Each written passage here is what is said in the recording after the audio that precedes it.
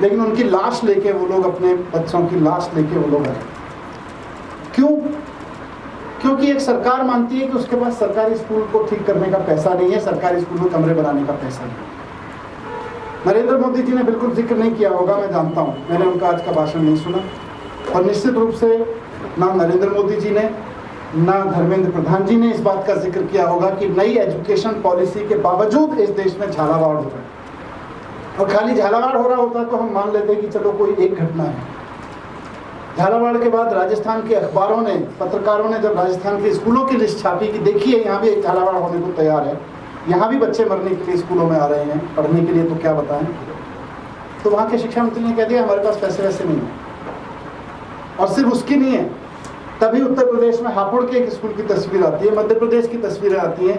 पूरे देश के लोग जागरूक हो गए, पूरे देश के लोग सोशल मीडिया पे अपने अपने गांव, अपने अपने मोहल्ले की तस्वीरें डाल रहे हैं। तो उसी संदर्भ में अभी हमारी पार्टी में बहुत चिंतन हुआ आज, और काफ़ी सीरियसली इस पूरे सीन को, सिनेरियो को लेते हुए हमने काफ़ी लंबी चर्चा की पार्टी के सभी साथियों ने। और सबका मानना है कि आज भारत की एजुकेशन एक खंडहर व्यवस्था बन चुकी है, वो भारत का भविष्य नहीं तय करती। एक खंडहर व्यवस्था में खंडहर भविष्य के लिए भारत को तैयार कर रही है, और इसके लिए हम लोग बीजेपी और कांग्रेस दोनों को जिम्मेदार हैं। क्योंकि आज अगर भारत सरकार के अपने यूडाइस के डेटा के हिसाब से देखें तो देश के केवल 4.8% स्कूल आज कंप्यूटर लैब युक्त हैं। वहाँ पे क्लासरूम, लाइब्रेरी, कंप्यूटर लैब्स वगैरह 4.8% स्कूल्स में उपलब्ध हैं। असर की रिपोर्ट आप सबके बीच में आती रहती है कि 29% बच्चे ही दूसरी कक्षा का टेक्स्ट पढ़ सकते हैं या मैथ कर सकते हैं। तो अगर देश का बच्चा दूसरी कक्षा का टेक्स्ट नहीं पढ़ पा रहा है, 5वीं क्लास में वो दूसरी क्लास का मैथमेटिक्स नहीं पढ़ पा रहा है, तो हम कौन सा देश तैयार कर रहे हैं? कौन से देश की 5वीं नई एजुकेशन पॉलिसी के 5 साल का जश्न मना रहे हैं हम कि बहुत कुछ डिलीवर कर दिया। आपने नई एजुकेशन पॉलिसी में लिखा था कि एजुकेशन पर देश की जीडीपी का 6% खर्च होना चाहिए। आप जीडीपी का 6% छोड़िए, भारत सरकार अपने बजट का 2.5% भी खर्च नहीं करती है एजुकेशन पर हर साल। नई एजुकेशन पॉलिसी को जिसको सेलिब्रेट कर रहे हैं, उसके 5 साल में 2.5% से आगे नहीं बढ़ी भारत सरकार एजुकेशन पर खर्च करने के लिए। भारतीय जनता पार्टी नई एजुकेशन पॉलिसी लेके आती है, उस पर सेलिब्रेट करती रहती है। उससे पहले Congress right to education act लेके आई थी, ना उसको इन्होंने ठीक से इंप्लीमेंट किया, ना उसको इंप्लीमेंट किया। दोनों के दोनों दलों ने पिछले 75-80 साल में देश को शिक्षा के नाम पे भी लूटा है, शिक्षा के नाम पे देश को धोखा दिया है। आपको याद होगा कि 2009 में भारत ने पीसा रैंकिंग होती है, वर्ल्ड में एजुकेशन की रैंकिंग होती है, पीसा रैंकिंग में हिस्सा लिया था और भारत 74 नंबर पे आया था। 74 नंबर पे जब भारत आया तो उसके बाद में कांग्रेस की भारत सरकार ने और उसके बाद भारतीय जनता पार्टी की भारत सरकार ने दुनिया के सामने खड़े होना ही शुरू बंद कर दिया। बोले हम तो किसी के सामने खड़ा ही नहीं हो। पीसा रैंकिंग की अपने आप को इम्प्रूव करते, अपने आप का स्टेटस सुधारते, स्कूल का सुधारते, पढ़ाई का स्टेटस सुधारते, वो तो दूर बंद कर दिया, पीसा रैंकिंग में शामिल होना बंद कर दिया। तो इसलिए मैंने कहा कि इसके लिए कांग्रेस और बीजेपी भारत की एजुकेशन की दुर्दशा के लिए दोनों जिम्मेदार है। दुनिया क्या कर रही है, मैं थोड़े से समय आपका इस पर भी लेना चाहूँगा। मैं क्योंकि एजुकेशन पे काम करता हूँ, उस पर रिसर्च करता रहता हूँ, पढ़ता रहता हूँ, मैं दुनिया क्या कर रही है उसको देखता रहता हूँ। आज जापान 5वीं क्लास से अपने बच्चों को कोडिंग सिखाता है। दूर दराज के किसी गांव में भी कोई बच्चा स्कूल में पढ़ता है तो वहां भी जापान के उस स्कूल में कंप्यूटर लैब होगी, एआई की लैब होगी और वहां 5वीं क्लास का बच्चा कोडिंग सीख रहा होगा। जापान में 6ठी क्लास का बच्चा ऐप बनाना सीख जाता है। जापान में 8वीं क्लास तक आते आते बच्चा रोबोटिक्स पे काम करना शुरू कर देता है। 11वीं 12वीं तक आते आते तो एडवांस लर्निंग और मशीन लर्निंग और इस पे पहुंच जाता है। और हम टूटी हुई छत के नीचे अपने बच्चों को मरने के लिए मजबूर कर रहे हैं, या अगर पढ़ा रहे हैं देश के गांवों में, देहात में, कस्बों में, सरकारी स्कूलों में, तो पढ़ा रहे हैं टूटी हुई फटी हुई टाट पे बिठा बिठा के उनको पढ़ाने का ड्रामा कर रहे हैं। पढ़ाना की तो बात छोड़ दीजिए कि क्या पढ़ा रहे हैं। तो एक तरफ जापान जैसा देश है जो अपने बच्चों को 5वीं क्लास से एआई एक्सपर्ट, एआई वर्ल्ड में जीने के लिए, नौकरियां करने के लिए, एआई वर्ल्ड को रूल करने के लिए तैयार कर रहा है, और हम तो उनको एआई मजदूर बनाने लायक भी तैयार नहीं कर रहे हैं अगर वो जिंदा रहे। हम अपने बच्चों को एआई मजदूर बनाने वाली एजुकेशन भी नहीं दे पा रहे हैं, और वो अपने बच्चों को एआई एक्सपर्ट बनाने की एजुकेशन दे रहे हैं जापान जैसे देश, और हम यहाँ ढोल पीट रहे हैं, हम बहुत अच्छा काम कर रहे हैं। हम 5 साल से एजुकेशन पॉलिसी को सेलिब्रेट कर रहे हैं। कोरिया 6ठी क्लास से बच्चे रोबोटिक्स पढ़ने लगते हैं, 9वीं क्लास से बच्चे रोबोटिक्स क्लब्स सब बच्चों के लिए मैंडेटरी हो जाता है। सारे बच्चों के लिए एआई लैब्स कोरिया ने बना रखी है। 11वीं 12वीं के बच्चे तो बड़े बड़े टेक कंपनियों के साथ में, हर बच्चा किसी ना किसी बड़ी टेक कंपनी के साथ में पार्टनरशिप में अपना कोई ऐप, अपना कोई रोबोट बना रहा होता है। और हम 11वीं और 12वीं के गांव के स्कूलों में चले जाइए, वहां पे अगर कहीं आपको कंप्यूटर लगा हुआ दिख जाएगा, आप 11वीं 12वीं के बच्चे से पूछ लीजिए, वहां उसको कंट्रोल V और कंट्रोल C की कमांड सिखा रहे होते हैं। पेंट कैसे किया जाता है, लाइनें कैसे खींची जाती हैं, 11वीं 12वीं के बच्चों को वो सिखा रहे हैं। कोरिया के बच्चे 11वीं और 12वीं में आते आते कोरिया का हर एक बच्चा सीख रहा है कि दुनिया की सबसे टॉप एआई कंपनी के साथ मिलके ट्रैफिक के सॉल्यूशन, हेल्थ के सॉल्यूशन, मेंटल प्रॉब्लम्स के सॉल्यूशन कैसे निकाले जाएंगे। और हमारे बच्चे 11वीं और 12वीं के अगर कहीं सीख भी रहे हैं, कंप्यूटर उनके सामने भी रखा है, तो कंट्रोल V और कंट्रोल C सीख रहे हैं। इस पर बात ही नहीं हो रही है, इस पर बात ही नहीं होने दे रहे। वो हिस्ट्री बना रहे हैं, हम हिस्ट्री बदल रहे हैं। कोरिया मैंने बोला, चीन सारे दुनिया के मार्केट में उसका सामान है, सारी दुनिया के लोग जानते हैं चीन के लोग कितनी मेहनती, अपनी मेहनत के दम पे आगे बढ़ रहे हैं। हाई स्कूल में एआई 2018 में चाइना ने अपने पाठ्यक्रम का मैंडेटरी हिस्सा बना दिया। हम तो बात ही नहीं कर रहे, हम तो केवल इतिहास की 4 किताबें छेड़ के खुश होना चाहते हैं, उसको बहस कराना चाहते हैं देश में। क्यों नहीं हमारे देश में एआई हाई स्कूल में पाठ्यक्रम का हिस्सा बना? क्यों नहीं हमारे देश में, जैसे जापान अगर 5वीं क्लास में अपने बच्चों को कोडिंग सिखा सकता है, तो भारत अपने बच्चों को 5वीं क्लास में कोडिंग और ऐप बनाना क्यों नहीं सिखा? क्यों हम बच्चों को केवल लड़ना सिखा रहे हैं? क्यों हम धर्म और जाति के नाम पे केवल लड़ना सिखा रहे हैं? उस इतिहास में घुसा के उनको लड़ाना चाहते हैं। ये 5 साल है ना नई एजुकेशन पॉलिसी की। इसलिए मैं समझता हूँ आज ये बहुत महत्वपूर्ण आम आदमी पार्टी की मीटिंग थी, इस सारी चीज़ों को रिव्यू करने को लेके। चीन में 10वीं क्लास तक आते आते बच्चे रियल टाइम डेटा पे वेदर प्रेडिक्शन जैसी चीज़ें करने लगते हैं, एआई के बेस पे और कैलकुलेशन बेस पे। 12वीं क्लास तक आते आते तो ऑटोनोमस ड्रोन्स बनाने लगते हैं। सारे बच्चों के लिए मैंडेटरी है ऑटोनोमस ड्रोन्स बनाने पे। सिंगापुर जैसा छोटा सा देश 7वीं क्लास से हर बच्चे को डेटा साइंस स्टडी करना मैंडेटरी कर रखा है वहाँ की सरकारों ने अपने कैरिकुलम में। 9वीं क्लास में मैथमेटिक्स और साइंस में वो केवल अपने बच्चों को कोडिंग, डेटा साइंस, रोबोटिक्स सिखाते हैं सिंगापुर के लोग। ग्रेड 10 में स्टूडेंट एआई ड्रिवन एप्स बनाने लगते हैं, फाइनेंशियल लिटरेसी के, टीचिंग के, एक दूसरे को बजटिंग और इन सब के। 11वीं 12वीं में वो एआई और मशीन लर्निंग, साइबर सिक्योरिटी सारे बच्चों को सिखा देते हैं सिंगापुर में।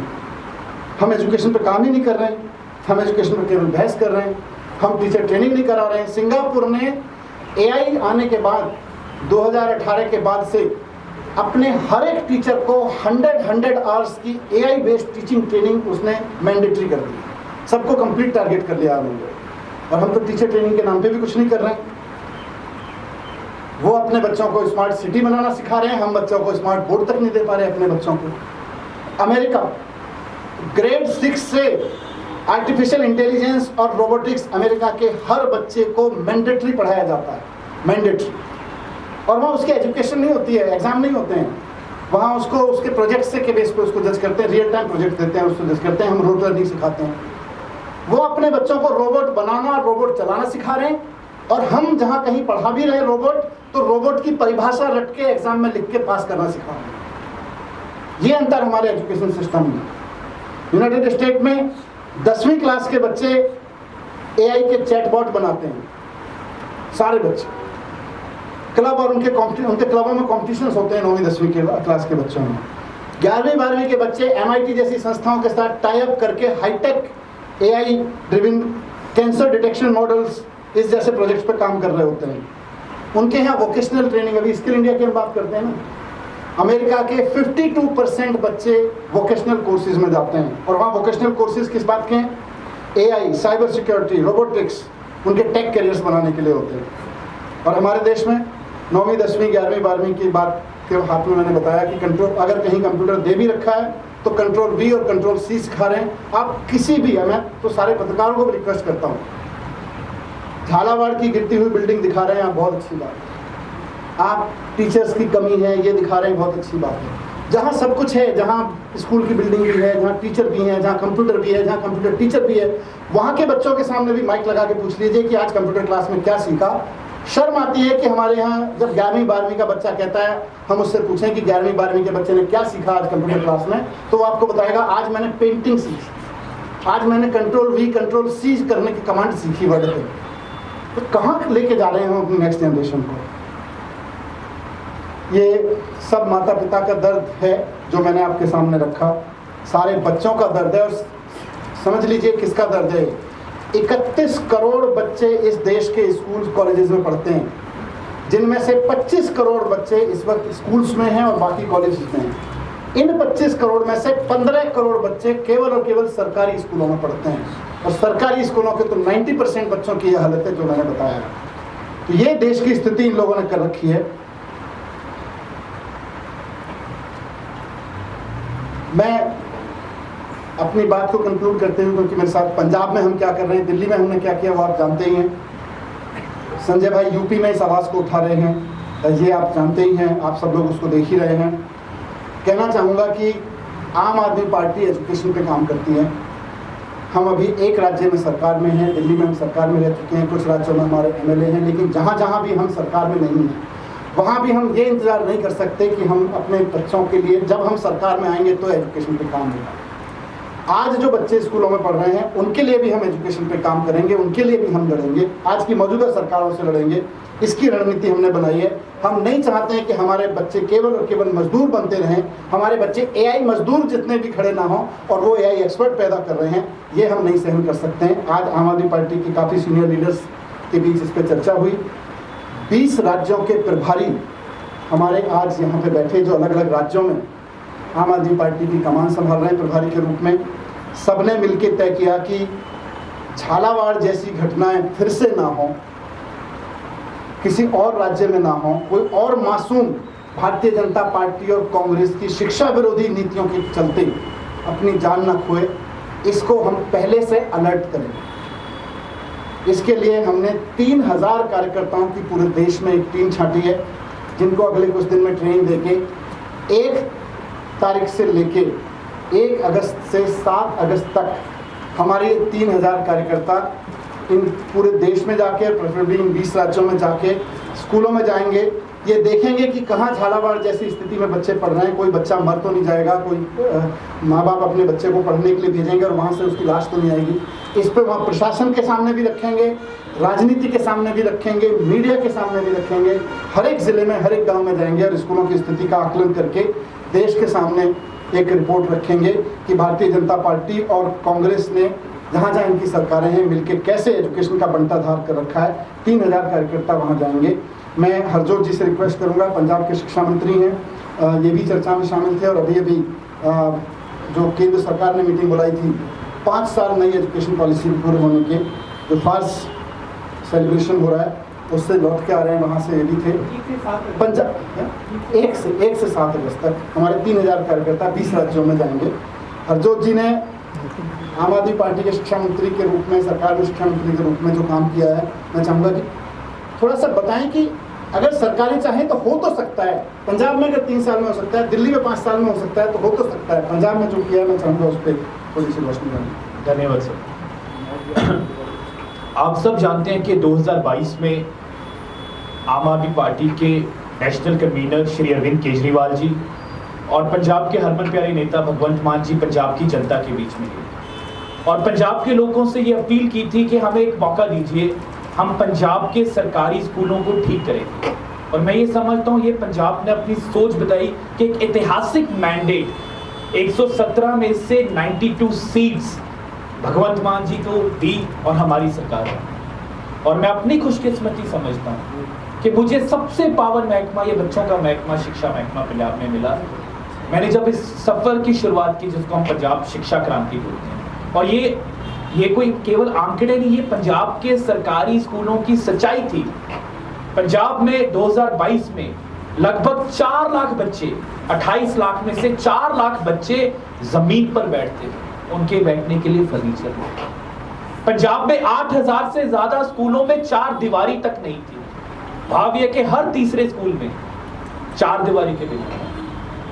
ऐसे 3200 कुल ऐसे स्कूल थे जहां पर वॉशरूम नहीं था, और अगर था तो वो इस्तेमाल करने के लायक नहीं था। और जब मैं स्कूलों में जाता था, ऐसे स्कूलों में मुझे ऐसी बच्चियां मिली और मेरी आंखों वो इतने इमोशनल पल थे जब एक बच्ची ने जो 9वीं कक्षा में पढ़ती आकर बोला कि सर मुझे पता है कि मैं 8 घंटे कैसे कंट्रोल करती, और जब छुट्टी होती है तो सबसे पहले मैं घर भागती। ये हमारे सरकारी स्कूल, वहां से लेकर जो आम आदमी पार्टी की पहचान है शिक्षा, मान साहब के नेतृत्व में आज जब आपके सामने मैं बैठा हूं, मैं ये गारंटी से कह सकता हूं आज पंजाब में एक भी बच्चा ऐसा नहीं है जो जमीन पर बैठता हो। हर बच्चे के लिए एज एप्रोप्रिएट फर्नीचर है उनके स्कूलों में। पंजाब में एक भी ऐसा सरकारी स्कूल नहीं है जहां 4 दीवारी ना हो। पंजाब में एक भी ऐसा सरकारी स्कूल नहीं है जहां साफ सुथरा वॉशरूम लड़के और लड़कियों के लिए ना हो। और यही नहीं, हमने इससे आगे पहुंचे।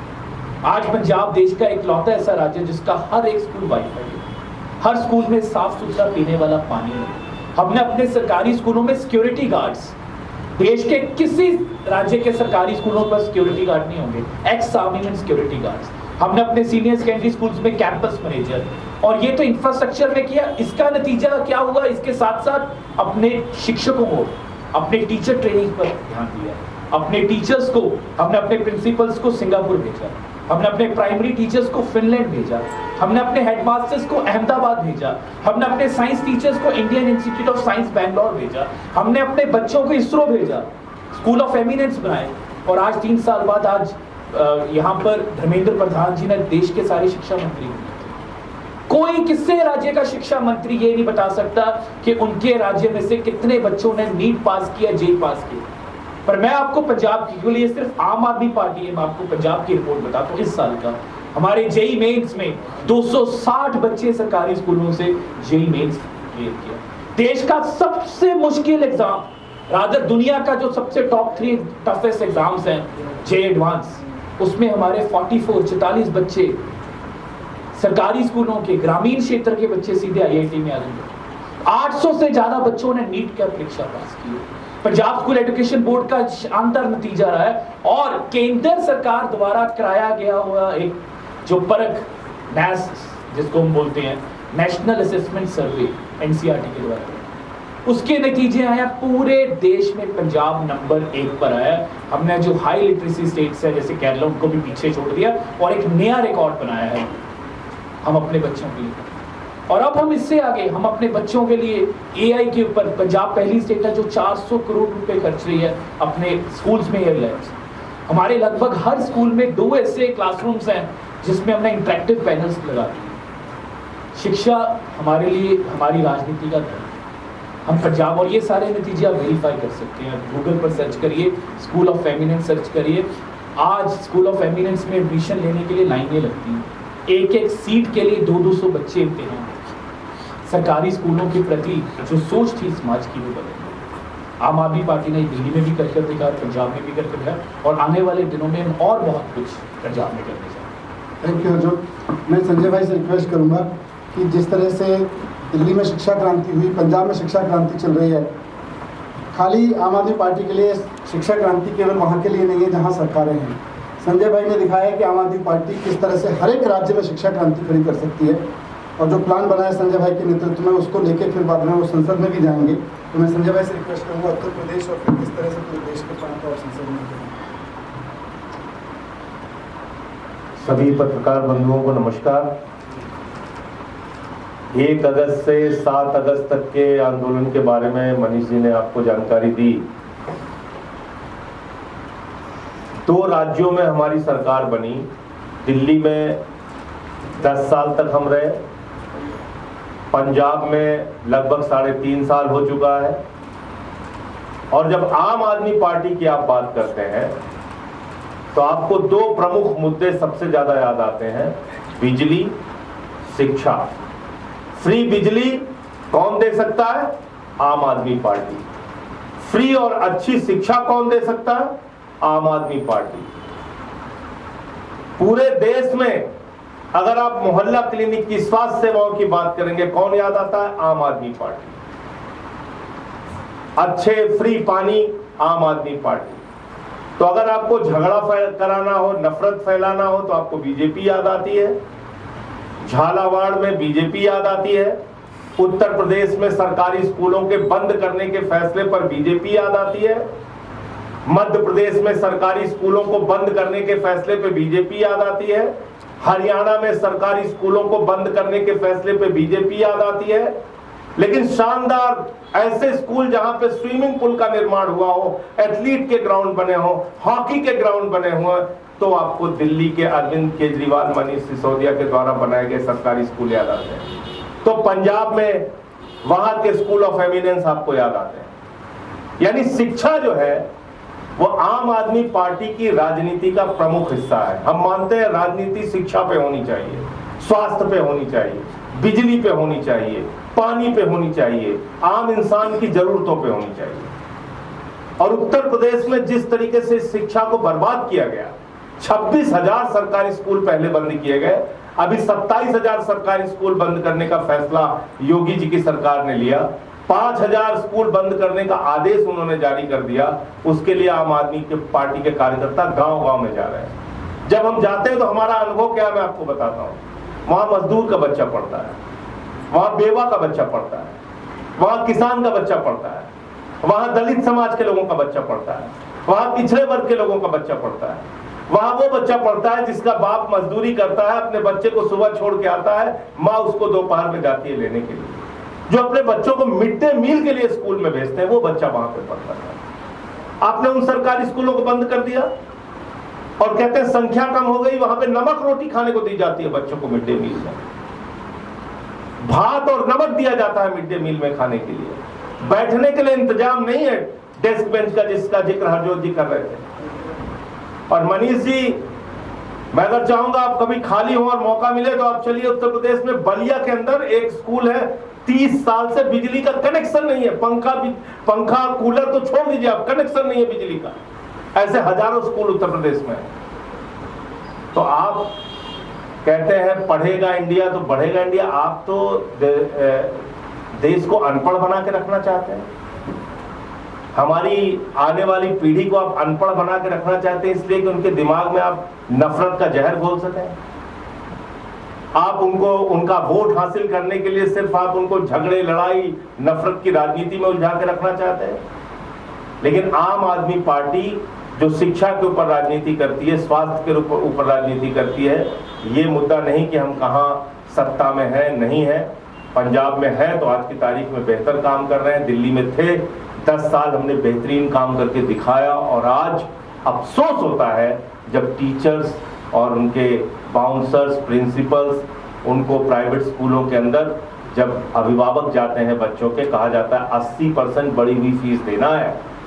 कहते साहब पैसे नहीं, धक्के मार के उनको निकाल दिया जा रहा है। इसी दिल्ली में, देश की राजधानी में, बाउंसर से धक्के मार के निकाल दे रहे हैं बच्चों के अभिभावकों को। हो रहा है। मनीष सिसोदिया जी 10 साल थे शिक्षा मंत्री, केजरीवाल साहब 10 साल मुख्यमंत्री रहे।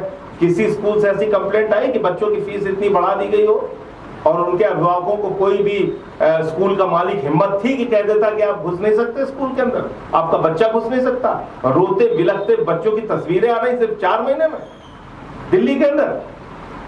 तो इसलिए जहां हम हैं वहां काम करेंगे, जहां हम हैं वहां पर बेहतरीन शिक्षा का मॉडल देकर दिखाएंगे देश और दुनिया को। और जहां हम नहीं हैं वहां सरकारों को मजबूर करेंगे कि तुमको बच्चों को स्कूल देना पड़ेगा, शिक्षा देनी पड़ेगी। और उसके लिए हमारी लड़ाई सड़क पर, संसद में और सुप्रीम कोर्ट तक, तीनों जगहों पर लड़ाई जारी रहेगी। हम PIL भी दाखिल कर रहे हैं उत्तर प्रदेश के मुद्दे पे। 2 अगस्त को पूरे यूपी में हम लोग 2 अगस्त को हम लोग जो है वो लखनऊ के अंदर बड़ा एक आंदोलन करेंगे। उसके पहले 2-3 बार हमने पूरे प्रदेश भर में हर जिले में आंदोलन किया। हम बच्चों के गाँवों में जा रहे हैं, उनके स्कूलों पे जा रहे हैं, जो स्कूल बंद हुए हैं वहाँ अभिभावकों के साथ प्रदर्शन कर रहे हैं। और ये आवाज़ आगे भी हम लोग बुलंद करते रहेंगे। सर इसके अलावा है पार्लियामेंट में गृहमंत्री ने जानकारी दी कि पहलगाम आतंकी हमले के 3 आतंकी मारे गए। अब ये आज मारे गए। देखिए, अभी आप तुरंत मुझे इस प्रेस कॉन्फ्रेंस में बता रहे हैं, मुझे इसके बारे में कोई जानकारी नहीं है। और ऐसा भी सुनने में आया था कि जो तस्वीरें पहले जारी की गई थी उसको बाद में इनकार किया गया कि नहीं, ये तस्वीरें आतंकवादियों की नहीं है। तो मुझे लगता है कि गृह मंत्री जी किस आधार पे बात कह रहे हैं, पहले उसको देखा जाए, समझा जाए, तभी उस पर कोई प्रतिक्रिया दी। लेकिन वो कह रहे हैं कि विपक्ष की जो रंग है एक तरीके से वो जाता है, जब वो ये बताते हैं तो विपक्ष उनके साथ खड़ा नहीं होता है खुशी मनाने के लिए कि आतंकी मारे गए। नहीं, तो विपक्ष अगर साथ नहीं खड़ा होता, विपक्ष अगर साथ नहीं खड़ा होता तो पूरे दुनिया में सभी दलों के नेताओं को क्यों भेजा इन्होंने? कौन गया पैरवी करने भारत की, इस देश की, इस देश के सेना की, इस देश के लोगों की? कौन गया? यही विपक्ष के लोग गए। आप तो विश्वगुरु बन रहे थे, कपड़ा बदल बदल के घूम रहे थे पूरी दुनिया में।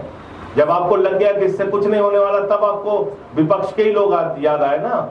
तो गाली देने के लिए विपक्ष बना है, ईडी सीबीआई का इस्तेमाल करने के लिए विपक्ष बना है, सरकारों को गिराने, विधायकों को तोड़ने के लिए सिर्फ विपक्ष बना है। ऐसा अगर मोदी जी और उनकी पार्टी मानती है तो मैं कुछ नहीं कह सकता। मैं फिर कह रहा हूं कि मैं इस खबर के बारे में पूरी जानकारी लेके तब पता, अगर आतंकवादी मारे गए उसके क्या तथ्य सरकार रख रही है उसको देख ले। दिल्ली में पानी भरा हुआ, हर जगह जलभराव देखने को मिला, ट्रैफिक जाम की सड़कों पर लोगों की मौत भी हुई है, दीवार। मैं इसीलिए कह रहा हूँ ना कि 6 महीने के, अभी तो 6 महीने नहीं हुए, 4 महीने के अंदर अंदर भाजपा की सरकार ने दिल्ली के लोगों को रुला दिया है। प्राइवेट स्कूलों से लेकर बिजली के बिलों से लेकर सारी चीज़ों पर। और अब आप जो बता रहे हैं कि थोड़ी सी बारिश होती है और किस तरह से, मतलब सफाई कर्मचारियों के ठेकेदारों से पैसे ले लेके खा जाते हैं इनके लोग। जिन सफाई कर्मचारियों को काम करना था, जिनको इक्विपमेंट्स मिलने थे, वो तक नहीं दे रहे हैं। सफाई करने वाली कंपनियों के पैसे खा जा रहे हैं इनके लोग। कहाँ से सफाई होगी? Thank you.